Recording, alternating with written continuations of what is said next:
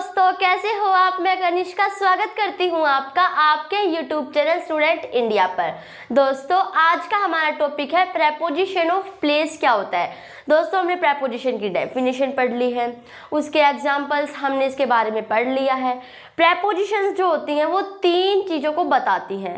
Prepositions किसी direction को बताती हैं, किसी टाइम समय को बताती हैं और किसी प्लेस स्थान को बताती हैं।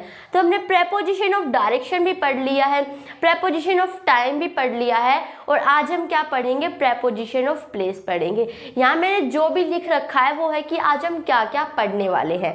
जैसे आज हम प्रेपोजिशन ऑफ प्लेस के बारे में पढ़ेंगे, इसके यूजेस पढ़ेंगे, जैसे on, above, in, at, under, beneath, in front of, behind, among, between, near, far, इनके यूजेस पढ़ेंगे। तो दोस्तों, स्वागत है आपका आपके YouTube चैनल स्टूडेंट इंडिया पर। तो शुरू करते हैं दोस्तों प्रेपोजिशन ऑफ प्लेस की, मतलब इसका मतलब क्या होता है। शुरू करते हैं दोस्तों प्रेपोजिशन ऑफ प्लेस का मतलब क्या होता है। दोस्तों, प्रेपोजिशन ऑफ टाइम का ही मतलब आपको पता है, डायरेक्शन का ही पता है। इसको शुरू करने से पहले हम इसका पहले मतलब समझेंगे। क्या होता है प्रेपोजिशन ऑफ प्लेस। ये किसी मतलब इसके नाम से पता चल रहा है, प्लेस स्थान जगह, ये किसी जगह को बताता है, किसी स्थान को, किसी लोकेशन को बताते हैं। डिस्क्राइब, ये क्या करते हैं, ये डिस्क्राइब करते हैं, वर्णन करते हैं। किसका करते हैं, लोकेशन का करते हैं। कोई चीज़ कहाँ है, कोई भी व्यक्ति या कोई वस्तु। इसका ज़्यादा इतना बड़ा नहीं है, बस इसमें यही है कि किसी प्लेस को बताते हैं कि कोई स्थान जो हम, अगर हमें स्थान के बारे में बताना हो, किसी जगह के बारे में, किसी लोकेशन के बारे में बताना हो तो हम यूज़ कर सकते हैं प्रेपोजिशन ऑफ, मतलब किसी प्लेस को बताने के लिए हम जिन प्रेपोजिशंस का यूज़ करेंगे उन्हें हम प्रेपोजिशन ऑफ प्लेस कहेंगे। और आपको किसी भी लोकेशन को बताना हो या किसी भी स्थान जगह को बताना हो तो आपको कुछ प्रेपोजिशंस यूज़ करनी होंगी और वो अभी हम पढ़ेंगे। तो आपने इसका मतलब समझ लिया होगा प्रेपोजिशन ऑफ प्लेस क्या होती है।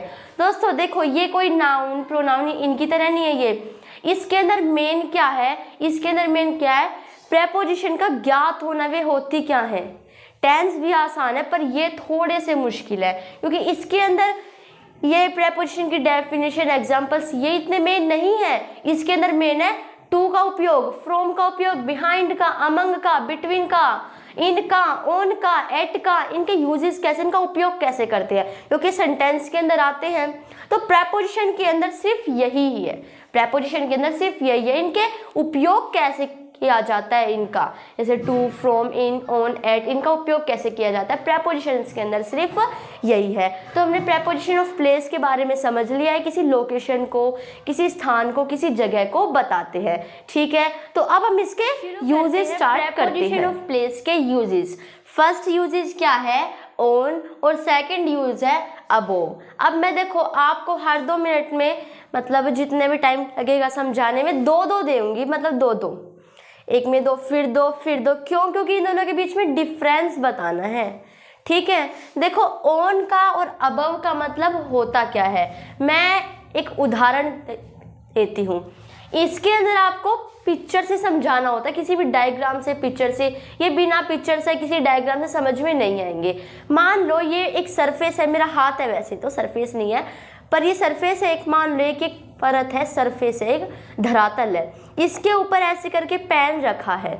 तो द पेन इज, ये तो वैसे मार्कर है, the marker is on the hand, the marker is on the hand. ये जो पाल में ये हथेली है ना, हथेली नहीं है, the marker is on the hand. ये जो पेन है ये मार्कर के ऊपर रखा है, ऊपर रखा है ना ये, तो the marker is on the hand. पर अगर मैं कहूँ यही धरातल है और पेन यहाँ रखा है तो ये तो अलग हो गया। यहाँ जब भी ऊपर ही था और अब भी ऊपर ही है, पर डिफरेंस क्या है, यहाँ अब इनका मतलब सरफेस का और इसका कांटेक्ट था, मतलब इन्होंने एक दूसरे को टच कर रखा था। पेन इसके ऊपर रखा था, टच था, छू रखा था। पेन तो ऐसे भी ऊपर है पर अब इसने छू नहीं रखा। तो अगर कोई चीज़ किसी चीज़ के ऊपर मतलब चिपकी हुई हो या छुआ हुआ हो तो हम यूज़ करेंगे ऑन का। पर अगर ऐसे हो, ऐसे पेन यहाँ है पर है तो ऊपर ही, the pen is above the hand. अब वो हैंड से ऊपर तो है पर अब इसका मतलब क्या है कि वो हैंड पर नहीं है, हाथ पर नहीं है, हाथ से ऊपर है, पर हाथ से ऊपर तो है पर हाथ पर नहीं है।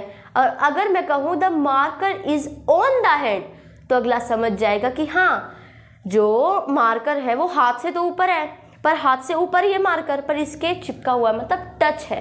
तो ऑन का और अबव में डिफरेंस यही होता है, सरफेस को टच करे हुए होते हैं ये। सरफेस मतलब धरातल, जैसे कि अब मैं एक ज़मीन पर खड़ी हूँगी, एक धरातल पर ही खड़ी हूँ। अब मैं उड़ थोड़ी ना रही हूँ, अगर धरातल यहाँ होता मैं उड़ रही होती तो बात अबव में आ जाती, क्योंकि अब तो मैं अलग हूँ ना, नो टचिंग, छू नहीं रखा नहीं सरफेस को, नहीं मैंने। पर अगर मैं अब सरफेस के ऊपर हूँ तो मैंने अब क्या कर रखा है, इसको छू रखा है, तो अब कंडीशन मेरी क्या है, अब ऑन की कंडीशन है। ठीक है, तो ऐसा ही होता है, ये सरफेस को टच करे होते हैं। यस, हाँ, ये सरफेस को टच करे हुए होते हैं। जैसे the clock is on the table, ये एक टेबल है, ये एक मेज है। क्या है, एक मेज है, मेज के ऊपर घड़ी है। यहाँ भी मेज के ऊपर घड़ी है, यहाँ भी मेज के ऊपर घड़ी है, पर डिफरेंस क्या है, यहाँ तो इसने छू रखा है, मेज जो घड़ी है उसके ऊपर, तो इन दोनों के बीच में टच का मामला है, छूने का मामला है, पर यहाँ ऊपर तो है, पर यहाँ छू नहीं रखा, डिफरेंस है, मतलब अलग है।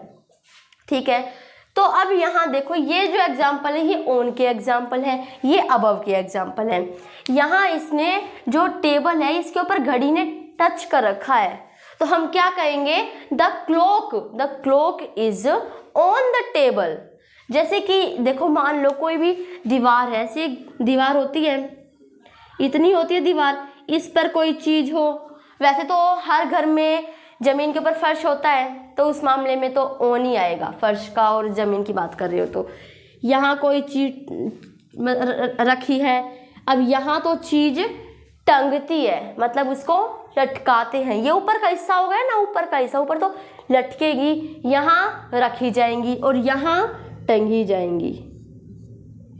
जैसे मान लो यहाँ आपने कोई भी कपड़ा रख रखा है, या कोई भी अलमारी है, या कोई भी पंखा है, या कोई भी फर्श है, तो ये सारे एग्जाम्पल ऑन के हैं। जैसे मान लो ऐसी दीवार होती है ना, चारों ओर दीवार है, दीवार के ऊपर मतलब दीवार पे पंखा होता है, ये होती है ना ऐसी दीवार पे पंखा होता है, या ऐसा थोड़ा ना होता है, दीवार यहाँ पंखा यहाँ और हम यहाँ, नहीं, दीवार पे होता है ना पंखा।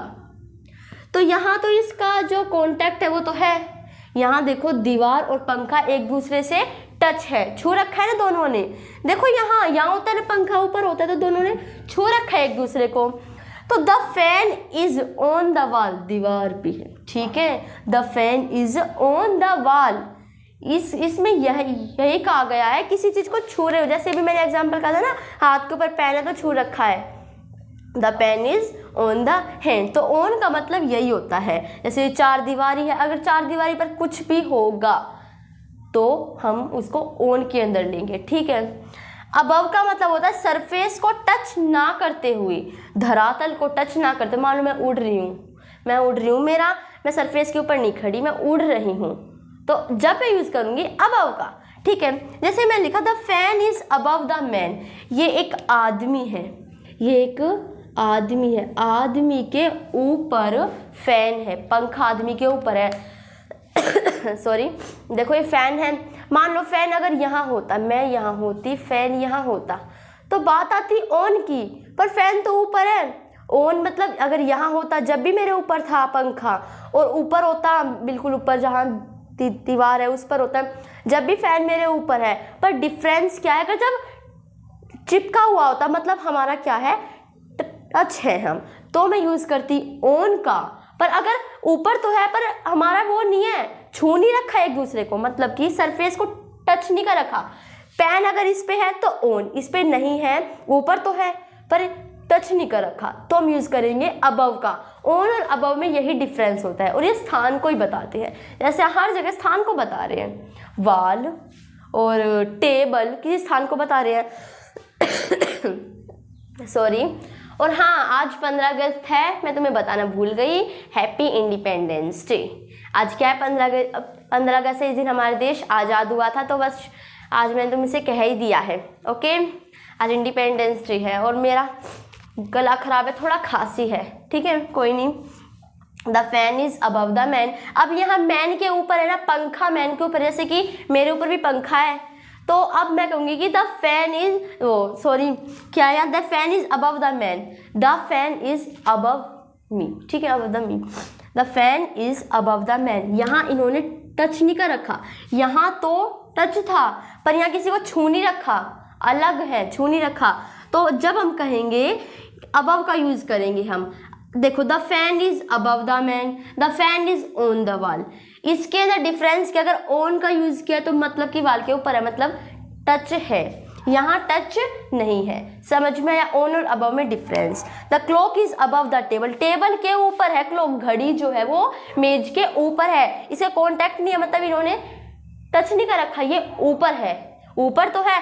अगर मान लो घड़ी यहाँ होती तब भी ऊपर होती, घड़ी इसके ऊपर है मेज के ऊपर तब भी ऊपर ही है, यहाँ होती तब भी ऊपर होती। बस डिफरेंस क्या है, अगर रखी है मतलब कि टच है तो ऑन का यूज़ करो, टच नहीं है जैसे क्या टच नहीं है बस ऊपर रखी है, जैसे मैं यहाँ खड़ी हूँ मेरे ऊपर घड़ी यहाँ हो, तो ऐसी कंडीशन यहाँ है। ऑन और अबव का यूज़ आपको समझ में आ गया होगा। The clock is above the table, मेज के ऊपर है, कॉन्टैक्ट नहीं है, टच इन्होंने नहीं कर रखा एक दूसरे को। ठीक है, हमने 2 पढ़ लिए हैं और अब हम पढ़ते हैं थर्ड यूजेस। शुरू करते हैं प्रीपोजिशन ऑफ प्लेस का थर्ड यूजेस।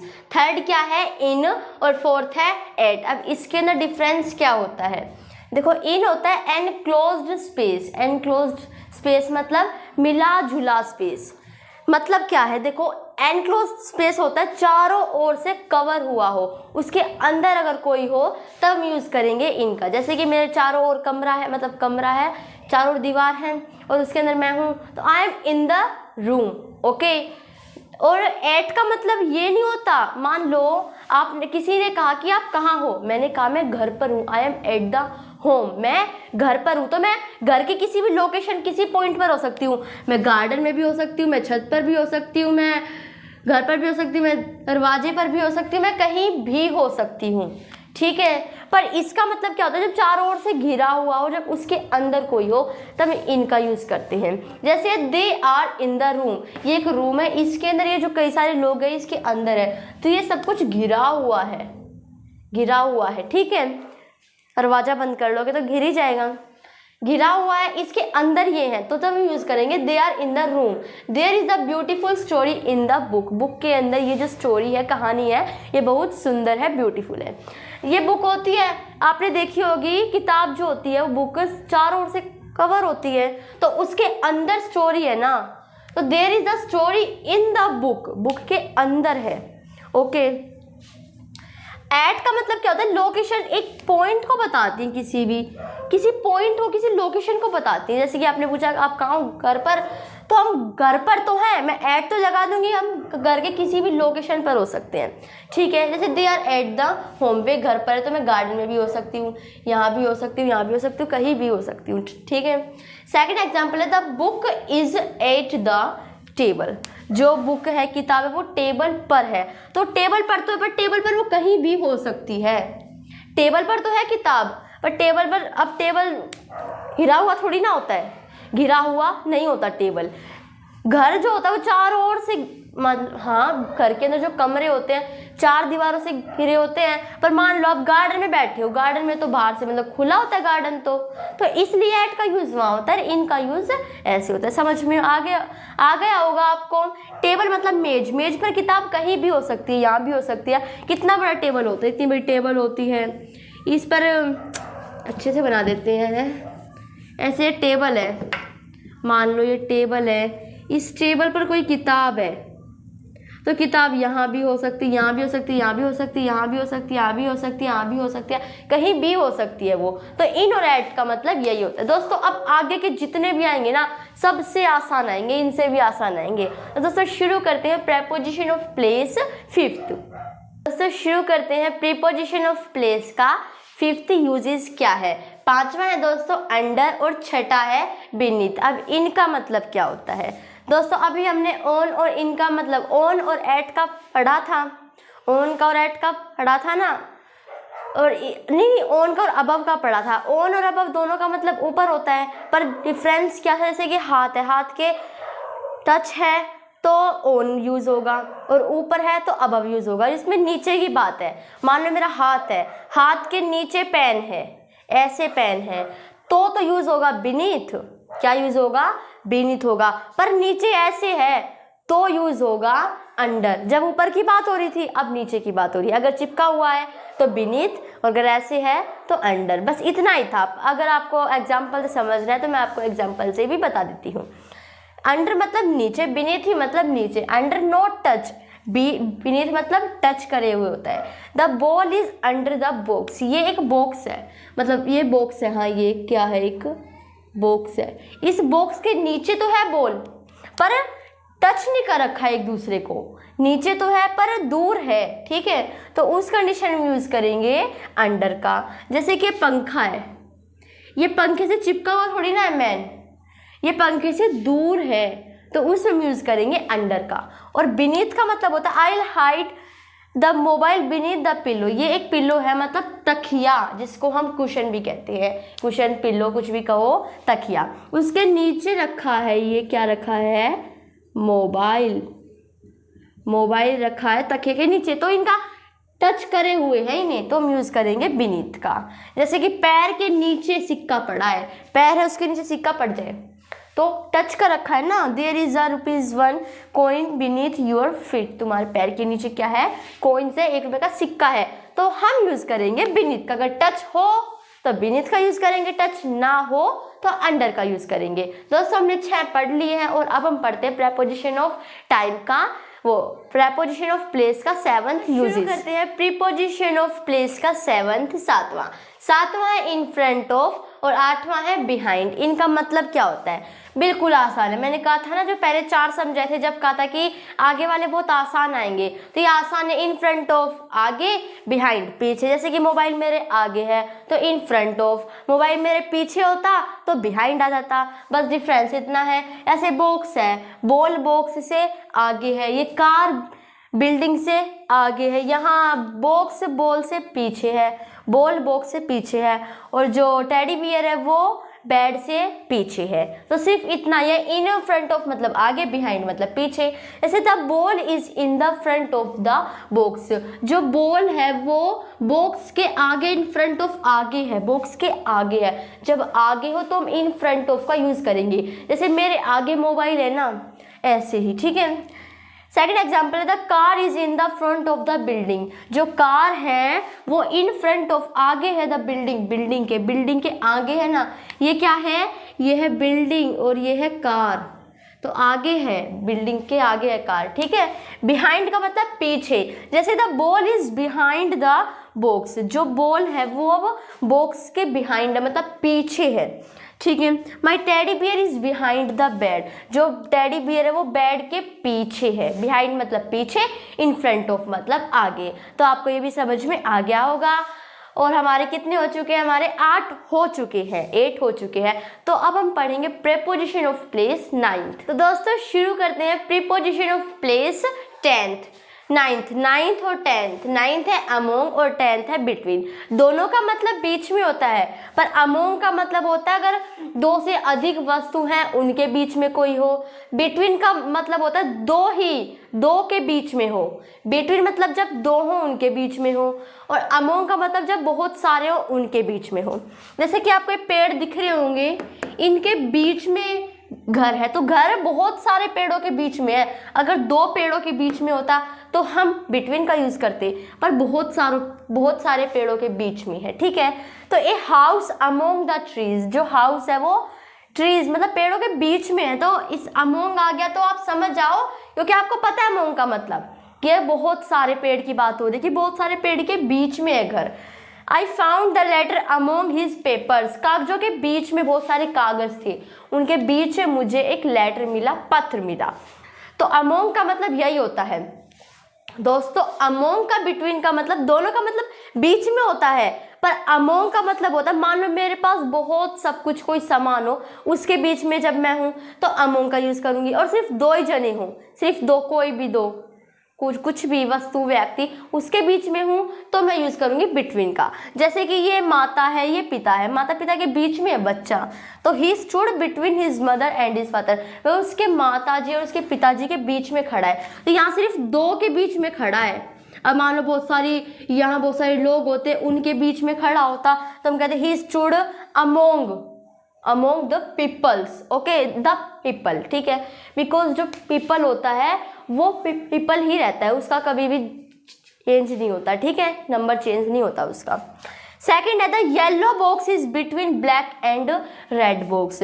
जो येलो बॉक्स है, मान लो ये एक येलो बॉक्स है, ये एक येलो बॉक्स है, ये कहाँ है, ये ब्लैक और रेड बॉक्स के बीच में है, ठीक है। तो दो की बात हो रही है, सिर्फ दो के बीच में, अगर दो के बीच में कोई चीज़ हो तो हम यूज़ करेंगे बिटवीन का, और बहुत सारों के बीच में हो तो हम यूज़ करेंगे अमोंग का। अब दोस्तों हमारे सिर्फ दो और बच गए हैं, 12 हैं ये, 10 हो गए हैं। तो अब हम पढ़ेंगे दोस्तों प्रीपोजिशन ऑफ प्लेस 11th। दोस्तों शुरू करते हैं प्रीपोजिशन ऑफ प्लेस 11th और 12th। 11th क्या है, नियर, और 12th है फार फ्रॉम। दोस्तों ये फ्रॉम नहीं होता, यहाँ सिर्फ फार आएगा, ये फार ही होता है, यहाँ सिर्फ नियर, यहाँ सिर्फ फार।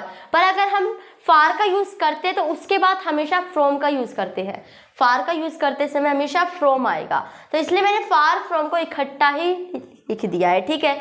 नियर मतलब पास, फार मतलब दूर, ये सबसे आसान है, ये बस इतना ही है। यहाँ ये बॉक्स है, बॉल बॉक्स के पास है, पर यहाँ ये बॉल बॉक्स से दूर है। मेरे पास ये लड़की खड़ी है पर मुझसे दूर खड़ी है, यहाँ पास खड़ी थी, यहाँ दूर खड़ी थी, तो यही होता है। The ball is near the box, जो बॉल है वो बॉक्स के पास है, नियर है। शी स्टूड नियर मी, वह खड़ी है मेरे पास खड़ी है, तो जैसे मैं ये रही, मेरे पास खड़ी है ना, ठीक है। फार फ्रॉम मतलब दूर, जैसे मोबाइल मुझसे दूर है, पास होता तो नियर, दूर है तो far from. The ball is far from the box, अब यहाँ जो बॉल है वो बॉक्स से दूर है, तो उस कंडीशन में यूज़ करेंगे फार का, ठीक है। She stood far from me, अभी मेरे पास खड़ी थी, अभी मेरे से दूर खड़ी, से मोबाइल मुझसे दूर है, तो नियर और फार का मतलब आप समझ गए होंगे। नियर मतलब पास, फार मतलब दूर। तो दोस्तों आज हमारे सिर्फ इतने ही थे। आज हम मतलब कि जो प्रीपोजिशन ऑफ प्लेस होते हैं वो सिर्फ 12 थे जो हमने समझ लिए हैं, और आगे भी मैं प्रीपोजिशंस की वीडियो बनाऊंगी, पर हमारा जितना मेन था वो ख़त्म हो गया है। जैसे अबव का मतलब, जैसे ये तो मैंने सब कुछ समझा दिया है, इनका मतलब, ऑन का डिफरेंस, बिलो, ये सारे मैं आगे आगे ऐसे देख देख के छोटे मोटे समझाती रहूँगी आपको, ठीक है। तो दोस्तों अगर आपको मेरी वीडियो पसंद आए तो इसे लाइक करना, शेयर करना, सब्सक्राइब करना। Thanks for watching my video. तब तक के लिए जय हिंद, जय भारत, और आप हमेशा खुश रहो।